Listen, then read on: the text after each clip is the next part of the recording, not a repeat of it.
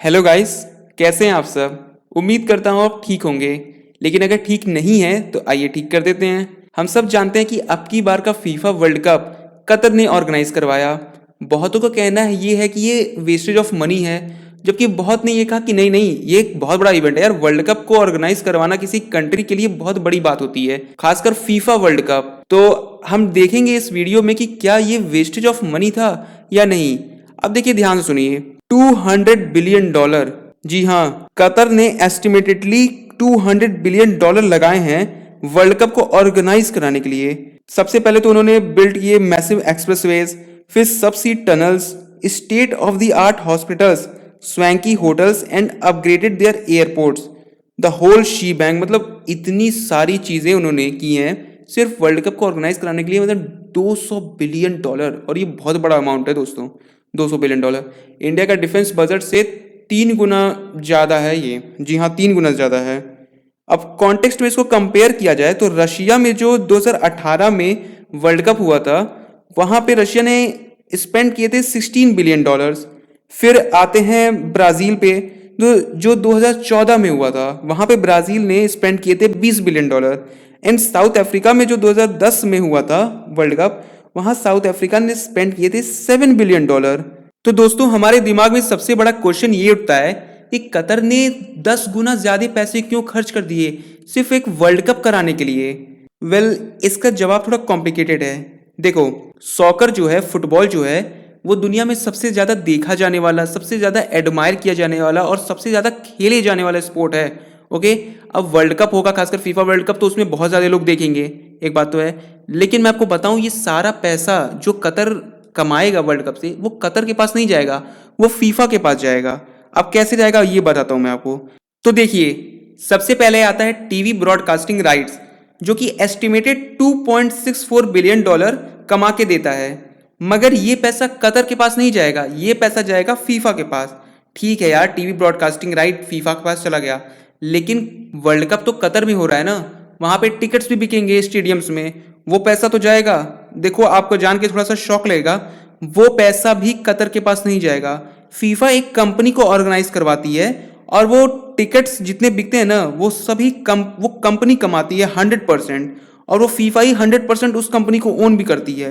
मतलब जितने टिकट्स बिके वो सब उस कंपनी के पास जाएंगे और कंपनी से डायरेक्टली जाएंगे फीफा के पास। तो यहाँ पे भी कतर को ठेंगा मिला है। अब तीसरी चीज ये है कि फीफा वर्ल्ड कप को ऑर्गेनाइज करवाने के लिए बहुत ज्यादा ऑपरेशनल कॉस्ट चाहिए। ठीक है, तो जो बनते हैं $1.7 बिलियन, अब ये कतर नहीं पैसा लगाता है, ये पैसा फीफा ही लगाता है, जो कि कतर को मिलता है। तो चलो, कतर को $1.7 बिलियन मिल गए। हाउएवर, कंट्री को $450 मिलियन और खर्च करना पड़ता है प्राइजेस के लिए। प्राइज भी तो बटेंगे भाई, तो वो पैसा भी कतर को ही देना पड़ता है। तो एक तरीके से देखा जाए तो फीफा वर्ल्ड कप कोई मनी स्पिनर नहीं है आईपीएल की तरह। जैसे आईपीएल में इंडिया ही करता है होस्ट, इंडिया में ही बीसीसीआई पैसे कमाता है और इकोनॉमी में हमारे डालता है, लेकिन ऐसा फीफा वर्ल्ड कप के साथ नहीं है। तो फिर क्वेश्चन ये उठता है कि आखिर बेनिफिट्स क्या है इस वर्ल्ड कप को ऑर्गेनाइज करवाने का। अच्छा हाँ, एक बेनिफिट और हो सकता है। जैसे कि हमने सुना कि कतर ने एयरपोर्ट्स बनवाए, शॉपिंग मॉल्स बनवाए, हॉस्पिटल बनवाए, तो लोग वहाँ पे आएंगे, देखेंगे वर्ल्ड कप को, खर्च करेंगे, खाएंगे पिएंगे, घूमेंगे फिरेंगे, रहेंगे, तो इसमें पैसा वो इकोनॉमी में जाएगा। हाँ, कतर ने एक्सपेक्ट किया है कि इस वर्ल्ड कप से उन्हें $17 बिलियन मिलेंगे अपनी इकोनॉमी में। वैसे $17 बिलियन काफ़ी डिसेंट अमाउंट है, लेकिन अगर इसको 200 बिलियन से कंपेयर किया जाए ना दोस्तों, तो ये बहुत ही छोटा रहेगा। मतलब $200 बिलियन खर्च कर दिए हैं। अब मैं आपको बताता हूं कि कतर ने $200 बिलियन क्यों खर्च किए हैं। अब मेन मुद्दा आएगा, तो ध्यान से सुनो। कतर का जो विजन है वो सिर्फ फीफा वर्ल्ड कप तक सीमित नहीं है, उनका विजन अपने देश के लिए था। अब तुम लोग को समझाता हूं। 2008 में फाइनेंशियल क्राइसिस आया था यूएस में, तुम सबको तो ये बात पता ही होगी। उस समय कतर को रियलाइज हुआ कि जो उनकी इकोनॉमी बिल्ट हुई है ना तेल के पैसों पे, मतलब तेल निकालो बेचो कमाओ, तेल निकालो बेचो कमाओ, तेल निकालो बेचो कमाओ, वो ज्यादा दिन तक चल नहीं पाएगी। एक बार ये खत्म हो गया ना तेल, तो टाइम फेस।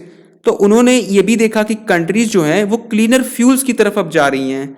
सो उन्होंने डिसाइड किया कि आप हम कंट्री को अपने ज़्यादा अट्रैक्टिव बनाएंगे, ग्लोबल डेस्टिनेशन मतलब घूमने फिरने लायक जगह की तरह बनाएंगे।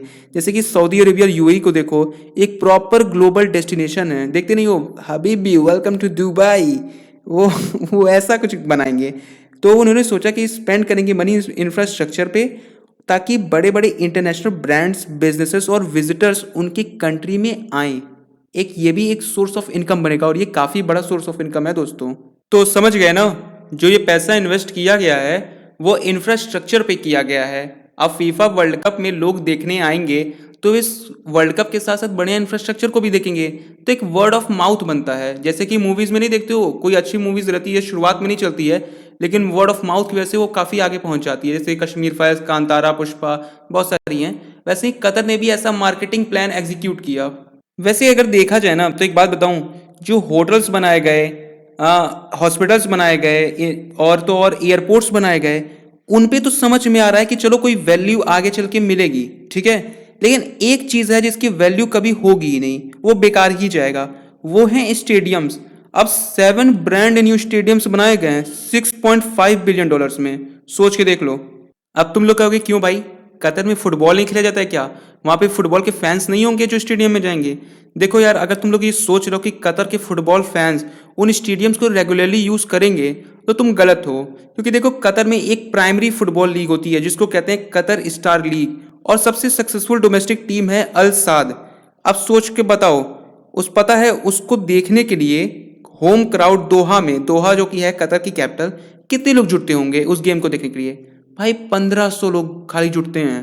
तो तुम, it's hard to imagine that these massive stadiums will find some use in such cases. अब तुम लोग को एक बात बताता हूँ, साउथ अफ्रीका में जो 2010 में फीफा वर्ल्ड कप ऑर्गेनाइज करवाया गया था, तो साउथ अफ्रीकन गवर्नमेंट बनवाई थी केप टाउन में $250 मिलियन का एक स्टेडियम, ठीक है। उस समय तो बहुत अच्छा स्टेडियम था, अरे आज भी बहुत अच्छा स्टेडियम है। लेकिन जैसे ही फीफा वर्ल्ड कप खत्म हो गया, उस पूरे स्टेडियम में ग्लैमर ही चला गया। बहुत ही ज़्यादा पैसा लगता है उसको, स्टेडियम को मेंटेन करने में। अब बताता हूँ कैसे। 2010 से 2020 तक 10 सालों में हर साल गवर्नमेंट को $2 मिलियन स्पेंड करना पड़ता है, ताकि उस स्टेडियम की मेंटेनेंस हो सके। घास कटी रहे, पानी रहे, लाइट्स वर्क रहे, सीट्स को देखना पड़ता है कहीं रस्टिंग रस्टिंग ना होने लगे। बट द इनकम इनकम कितनी निकलती है उस स्टेडियम से? $500,000 पर साल बहुत मुश्किल से निकल पाती है। तो देखो यार, कतर ने जो पैसे लगाए थे $200 बिलियन, वो वेस्टेज नहीं है। हाँ, स्टेडियम्स को अगर निकाल दें तो बाकी तो उसका मेन फोकस इंफ्रास्ट्रक्चर पे ही था ना, और वो हुआ है। अब हमें लॉन्ग टर्म में देखना है 2030 तक कि क्या ये सक्सेसफुल हुआ है कि नहीं। क्या वो ग्लोबल डेस्टिनेशन, एक प्रॉपर ग्लोबल डेस्टिनेशन अपने नेबर्स की तरह, जैसे यूएई, सऊदी अरेबिया है, उसकी तरह बन पाया है या नहीं।